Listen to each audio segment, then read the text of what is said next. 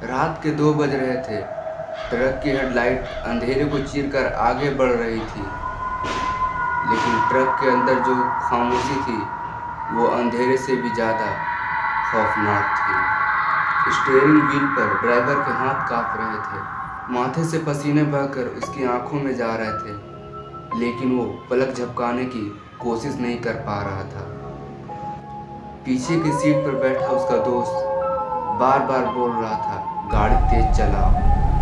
किसी ने कहा, हम दूर आ गए हैं, अब कोई डर नहीं है। लेकिन ड्राइवर ने हकलाते हुए बोला, तुम्हें नहीं पता, वो अब भी हमारे साथ है। मेरा नाम कुलदीप है, मैं हजारीबाग का रहने वाला हूँ। पेशे से मैं ट्रक ड्राइवर हूँ, लेकिन आज मैं अपनी आप बीती आपके साथ शेयर करने वाला हूँ।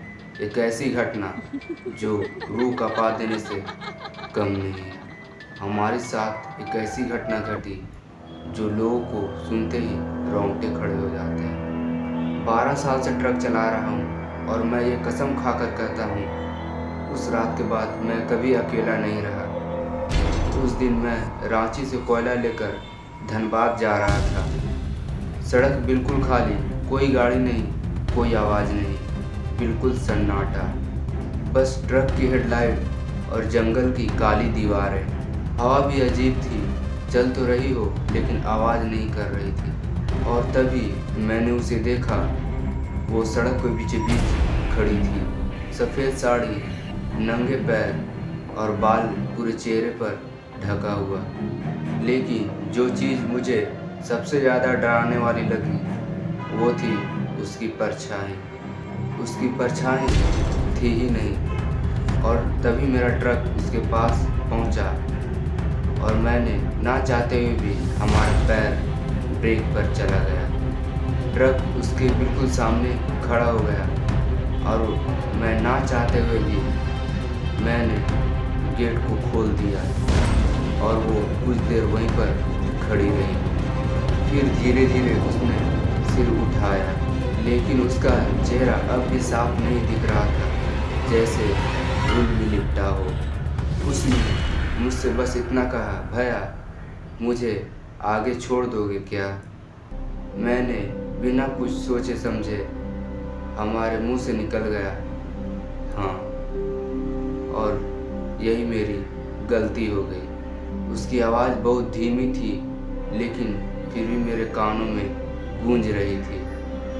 मुझे जाना नहीं चाहिए था, लेकिन फिर भी मैंने उस सुनसान सड़क पर जाने लगा।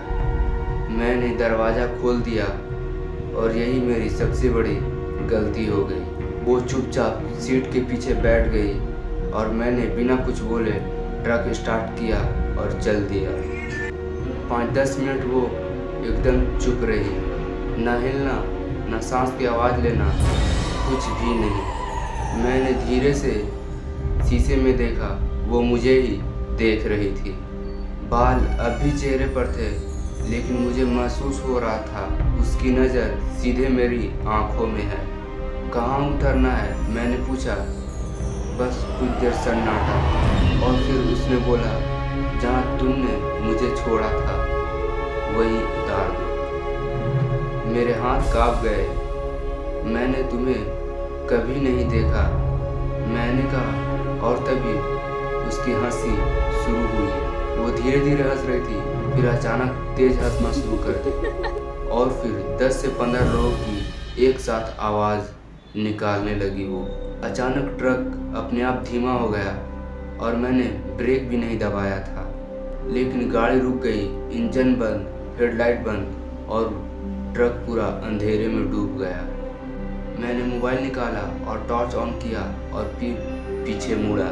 वो सीट खाली थी, कहाँ गई? वो मेरे मुंह से खुद ब खुद अपने आप निकल गई। मेरे कान के बिल्कुल पास किसी ने फुसफुसाया, मैं यही हूँ। धीरे धीरे मेरी गर्दन अपने आप पीछे मुड़ने लगी और जो मैंने देखा वो मेरी सीट के पीछे बिल्कुल उल्टी खड़ी थी। उसका शरीर छत पर चिपका हुआ था और मुंह मेरी तरफ वो देख रही थी और अब उसका चेहरा साफ दिख रहा था। आंखें नहीं थी, बस काले गड्ढे थे। मुंह कान सब फटा हुआ था और उसमें से खून नहीं काला पानी टपक रहा था। मैं चीखते हुए बाहर भागा, जंगल में बस अंधेरे भागता रहा। सुबह जब होश आया तो मुझे कुछ लोग सड़क के किनारे मिले। उन्होंने बताया इस सड़क पर 5 साल पहले एक औरत का एक्सीडेंट हो गया था।